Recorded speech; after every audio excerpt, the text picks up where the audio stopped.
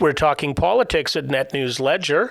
We're talking about the federal budget that the Liberal Party brought down last week. Joining us by Zoom is Jagmeet Singh, the leader of the NDP.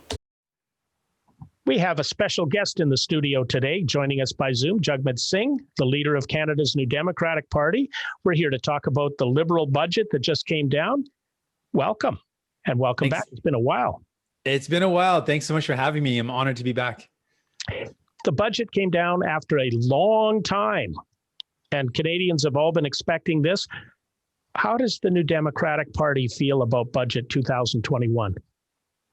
Well, there's certainly some things that we've been fighting for a long time that we were happy to see, childcare being one of them.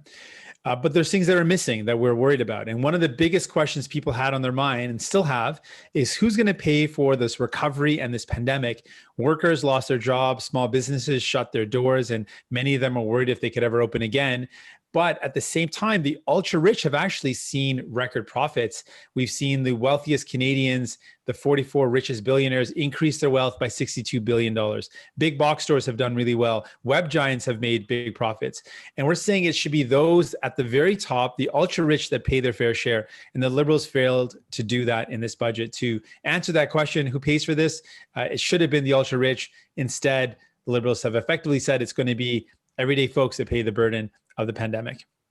And it's those everyday folks, even right now, as they're starting to, they've taken the CERB and now they're getting a tax bill. There's a lot of people who are really, really scared right now about their futures. They are. And this is what we were worried about. We were worried that when times got tough, it would be regular folks, working people, families, small businesses that would be forgotten, and they have been forgotten. And I've spoken with a lot of workers, a lot of small businesses who feel really frustrated with the reality that they're up against, that they've lost their jobs, they've lost income, they've lost their business. But the richest companies, the ultra wealthy, have done really well. We even saw the Biden administration today signal that is wrong, that we need to have a society that has the wealthiest, the ultra rich, contribute their fair share. We believe that. We've been fighting for that. And that's something that we're going to continue to fight for, because when we have a more equal society, when there's less inequality, it is better for everyone. And when we take care of each other, we've seen in this pandemic, we all are better off. That's one of the things that I was a little surprised at. There was a lot of talk pre-budget about putting in place a basic income for Canadians. Were you surprised that didn't make it in? Surprised in some ways, not surprised in others. And the reason is because we've seen many times that the Liberal government or Liberal parties have signaled one thing and done another. And we know that this pandemic has shown us, when we give people direct income supports, that it is good. It is a way to help people keep food on the table, pay their bills. So what we've been advocating for is, why don't we start with what already exists and make it better? We know seniors currently live in poverty. There's not enough support with OAS and GIS. So we thought, at a starting point, why don't we increase the amount of income support, the basic income that seniors receive, and lift them out of poverty? And why don't we add on top of that Canadians living with disabilities? So that's what we had proposed. I was disappointed to not see any income supports for people that need help, particularly seniors and people living with disabilities. Now, as we're going forward, some of the issues that we're seeing, the vaccines are coming, but they seem to be slow. And I know that everyone in office, in elected office, everyone is trying to figure out what to do. This is like playing football as kids, where everybody makes a plan in the huddle, and then all the kids go running around like crazy, just out in and someone has to throw them the ball or kick them the ball. But moving forward, how do we get a consolidated plan? Because that's one of the issues, especially for small businesses. Those are planners. They need to know what's going on. They want to know how to, what can they order? When can they order? And right now it's very, very frustrating. Yeah, one of the big problems is that uncertainty, and it's certainly hits small businesses. You can't predict the future. You can't make decisions without having that concrete understanding of what's going to happen next. So the lack of transparency and lack of really clear steps in moving forward has made it harder for small business. We've said a couple of things. First off, the immediate things that we need to do. We've just today, I asked the Prime Minister the question. We need to extend the deadline for tax filing. Small businesses have had a very complicated year. People have had a very difficult and complicated year. And a lot of the supports that people receive are dependent on filing taxes, people need more time. So we've called for extending that deadline. The other thing is we need to get the vaccine to the communities that are hardest hit. We know that frontline workers, essential workers continue to be those who get sick disproportionately. We need to make sure they're the ones that are getting vaccinated. We also need to make sure there's a clear plan for a small business to make decisions about the future. We need to know, when are the real deadlines going to be met for everyone being vaccinated? When can we start to anticipate some reopening and doing so in a safe manner? The vital question here is the federal government seems to have set themselves up that they only have to bring in the dose, and they haven't done a good job of that.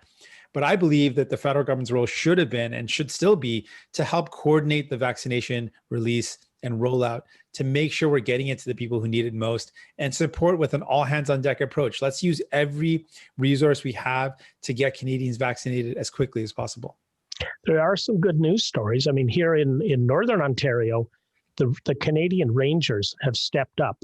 These part-time reservists have come in and just done an amazing job helping Indigenous communities across the north. But we still have Indigenous communities where going to the tap and having a glass of water to drink is still impossible. And the government keeps moving that deadline back, saying it's a COVID issue.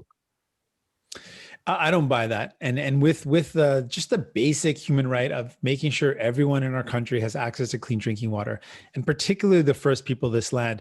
We are one of the world's largest economies. We're in the year 2021. With the technology and the resources we have, it is a bare minimum requirement to make sure that the first people of this land have clean drinking water.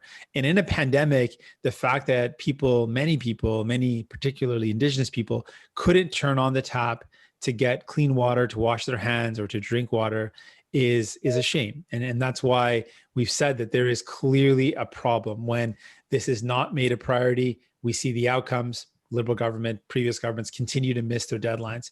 We need this to happen immediately. It is about respect and dignity.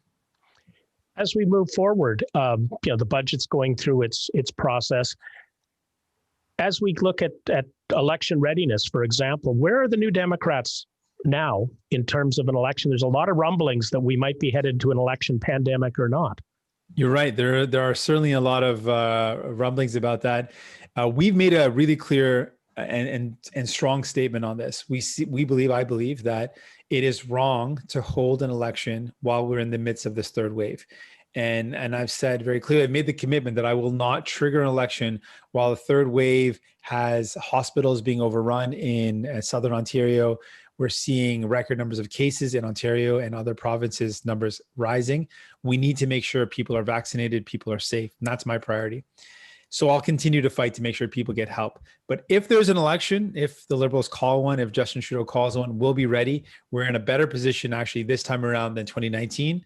And we have great fundraising. We paid off our debt from 2019 and even our previous debt that we had from 2015. So we're in great shape, ready to fight an election. We just don't think it's the right thing to do. It's in the best interest of Canadians to keep on fighting this pandemic, making sure people are safe. And I want to thank you, Jagmeet, for taking the time to talk to us. And I look forward to doing it again very soon. Look forward to that as well. Thank you. Thank you, sir. To keep up to date, you have to subscribe. You have to hit that like button and hit the notification to stay in touch.